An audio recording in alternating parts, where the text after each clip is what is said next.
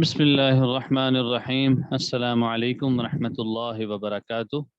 امید ہے کہ آپ سب خیر و عافیت سے ہوں گے۔ تو ہم نے گزشتہ سبق میں حروف مدہ کی پریکٹس کی تھی اور حروف لین کی تھی۔ حروف مدہ ان کو کہتے ہیں کہ ایک الف کی مقدار لمبا کرنا، اور حروف لین کو نرمی کے ساتھ ادا کیا جاتا ہے۔ اور یہ جو دو حروف ہیں واو اور یا، حروف مدہ کب ہوتے ہیں؟ الف سے پہلے والے حرف پر زبر ہو الف مدہ، واو ساکن سے پہلے پیش ہو واو مدہ، یا ساکن سے پہلے زیر ہو تو یا مدہ۔ واو اور یا لین کب ہوتے ہیں؟ جب یہ دونوں ساکن ہوں، ان دونوں سے پہلے زبر ہو۔ یہ بہت اہم سبق تھا، اس لیے اس کو بار بار دہرا دیا۔ آج کے سبق میں جو نیا سبق ہے وہ آپ کے سامنے صفحہ بھی موجود ہے۔ حمزہ ساکنہ، یاد رکھیے حمزہ ساکنہ سے مراد کیا ہوتا ہے۔ قرآن پاک میں الف اور حمزہ کی پہچان یہ ہے کہ الف ہمیشہ خالی ہوتا ہے اور حمزہ کے اوپر نیچے کوئی نہ کوئی حرکت ہوتی ہے۔ تو حمزہ ایک ایسا حرف ہے کہ جس کو جھٹکے کے ساتھ پڑھا جاتا ہے، ٹھیک ہے، حمزہ کو جھٹکے کے ساتھ پڑھا جاتا ہے۔ اچھا، اس میں پھر یہ بات یاد رکھیے کہ کچھ لوگ سوال بھی کرتے ہیں کہ قرآن پاک میں حمزہ کے نیچے کبھی واو آ جاتا ہے، کبھی یا آ جاتی ہے، کبھی الف آتا ہے۔ تو اس میں آسان بات یہ سمجھیں کہ حمزہ کی تین شکلیں ہیں، تین شیپس ہیں۔ سب سے پہلے حمزہ کی شکل یہ ہے کہ حمزہ کبھی الف کی شکل میں ہوتا ہے، اور کبھی حمزہ واو کی شکل میں ہوتا ہے، اور کبھی حمزہ یا کی شکل میں ہوتا ہے۔ یا دوسرے لفظوں میں یہ کہیں گے حمزہ بشکل الف، حمزہ بشکل واو، حمزہ بشکل یا۔ ان کی علامت یہ ہوگی کہ حمزہ کے نیچے کبھی الف آئے گا، اس کو کہیں گے حمزہ الف کی شکل میں، اور جب حمزہ کے نیچے واو آئے اس کو کہیں گے کہ یہ حمزہ واو کی شکل میں، اور جب یا آئے تو اس کو کہیں گے کہ یہ حمزہ یا کی شکل میں ہے۔ اس میں مثالوں سے بات سمجھیے۔ سب سے پہلی لائن اس کی ڈیفینیشن ہے حمزہ ساکنہ، اس کو دیکھیں کہ حمزہ ساکنہ کو جھٹکے کے ساتھ پڑھیں گے۔ حمزہ کبھی الف، کبھی واو اور کبھی یا کی شکل میں ہوتا ہے۔ اچھا جی، حمزہ الف کی شکل میں کیسے ہوتا ہے یہ دیکھیں۔ یہ تین مثالیں میں نے ہائی لائٹ کی ہیں، تین مثالیں دیکھیں۔ سب سے پہلی مثال تأتون۔ اب اس میں نوٹ کریں کہ یہاں پر حمزہ ہے اور اس کے نیچے کیا الف ہے، یعنی پورا الف ہے، اوپر کیا ہے جزم ہے۔ تو یہ حمزہ کس کی شکل میں؟ الف کی۔ اگلا لفظ ہے کأسن، کأسن۔ اب یہاں پر دیکھیں کہ یہاں پر بھی حمزہ ہے، یہ الف کی شکل میں۔ رأی، یہاں پر بھی حمزہ کس کی شکل میں؟ الف کی، ٹھیک ہے۔ پھر حمزہ واو کی شکل میں ہو، یہ اگلی مثال اس کی آ گئی۔ یہ دیکھیں حمزہ ہے اور حمزہ کے نیچے کیا ہے؟ کون سا حرف ہے؟ واو ہے۔ تو اس کو ہم یہ کہیں گے کہ یہ حمزہ واو کی شکل میں ہے، یہ حمزہ واو کی شکل میں۔ اگر ہم حمزہ کی بات کریں کہ حمزہ یا کی شکل میں کہاں پر ہے، یہ تھوڑا نیچے آ جائیں، یہ مثال ہم دیکھ لیتے ہیں۔ یہ دیکھیں یبدئ، یبدئ۔ اب اس میں آپ نوٹ کریں کہ یہاں پر حمزہ یا کی شکل میں ہے، حمزہ کے نیچے یہاں پر کیا آگے؟ یا آ گئی، ٹھیک ہے۔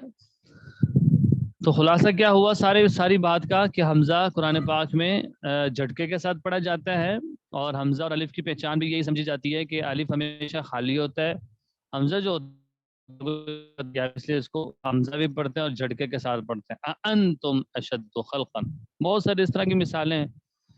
پھر حمزہ تین شکلوں میں آتا ہے، الف، واو اور یا۔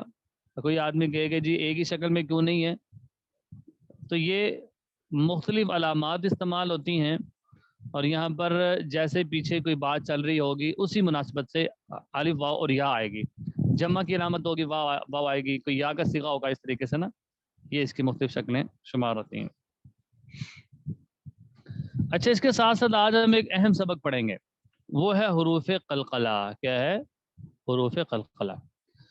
یاد رکھیے قلقلہ کے معنی ہوتے ہیں آواز کو حرکت دینا، آواز کو حرکت دینا۔ اچھا، آپ فٹ بال کھیلیں یا کرکٹ کھیلیں تو ہوتا کیا ہے کہ جب بال کرائی جائے اور پلیئر اچھا ہو تو باؤنڈری پار بال جاتی ہے، چھکا۔ اگر آپ قلقلے کی ڈیفینیشن عام لفظوں میں سمجھیں تو قلقلہ کہتے ہیں ریورس ہونا، آواز ریورس ہوتی ہے۔ اگر آپ گیند پکڑیں، اگر آپ گیند کو پکڑیں، دروازہ کھول دو، بس ہو گیا۔ گیند اگر آپ پکڑیں اس کو دیوار کے ساتھ لگائیں تو وہ کیا ہوتی ہے؟ وہ نا ریورس آتے، گیند ریورس آتی ہے کہ دیوار کے ساتھ چپک جاتی ہے؟ ہاں، ریورس آتی ہے ڈیفینیٹلی۔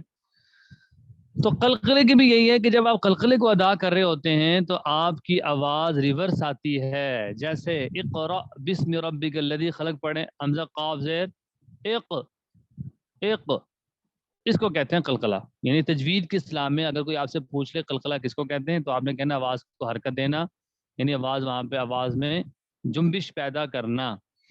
اچھا یہ حروف قلقلہ ہیں کتنے؟ اگلا سوال یہ ہے کن کن حروف پر قلقلہ ہوگا؟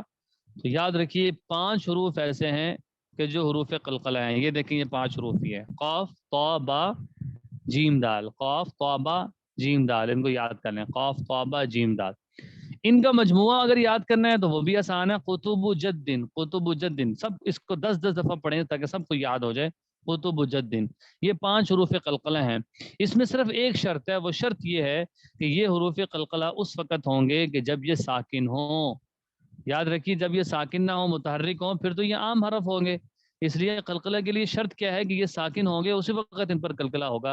اقرأ بسم ربک الذی، پھر اسی طرح قل هو اللہ احد، اب یہاں پر دال پر قلقلہ ہو رہا ہے۔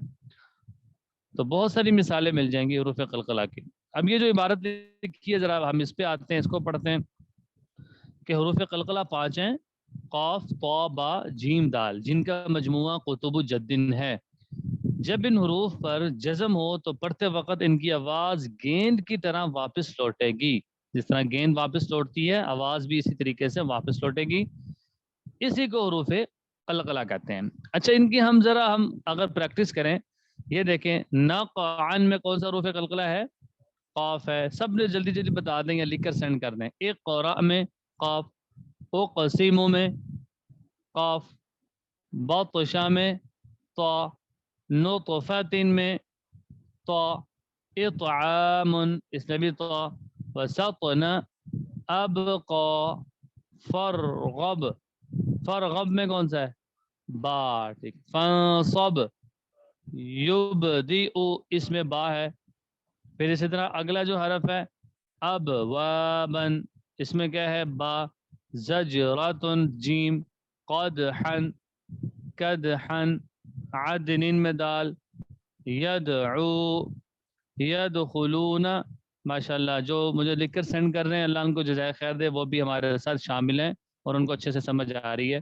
تو بس یہی بات ہے، حروف قلقلے کا خلاصہ یہ ہے کہ 5 حروف قلقلہ ہیں، جب یہ ساکن ہو اس وقت ان پر قلقلہ ہوگا، اور قلقلے کی تعریف یہ ہے کہ آواز گیند کی طرح لوٹ کر واپس آتی ہے، اور ان پر قلقلہ اسی وقت کریں گے جب یہ ساکن ہو۔ اب آپ کے پاس 1 منٹ کی بریک ہے، اس کو ذرا دہرا لیں، حمزہ کو بھی اور حروف قلقلہ کو بھی۔